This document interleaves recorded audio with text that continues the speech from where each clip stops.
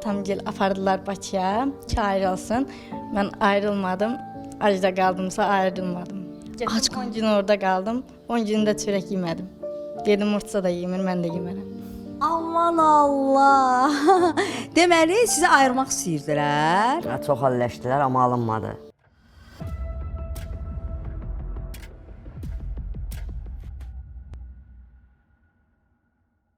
Mən Murtsanın nə varına görə, nə dövlətinə görə, nə də puluna görə gəlməmişəm. Murtsanın sadəcə öz xasiyyətinə görə gəlmişəm. Murtsanın özünə görə gəlmişəm.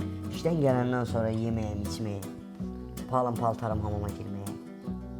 Sonra hər bir şeyi qarşılayırdı, sağ olsun. Paltar verirəm, çimir. Sonra ayağını gətirirəm, isti suya qoyuram. Allah ki, yorğun olur, canı ağrıyar. Ona görə gətirirəm, hər şeyi eləyirəm. Onu çox istəyirəm. Son günlər əksəriyyət bu toydan danışırdı. Çox qəşəng bir toy oldu Beyləqanda.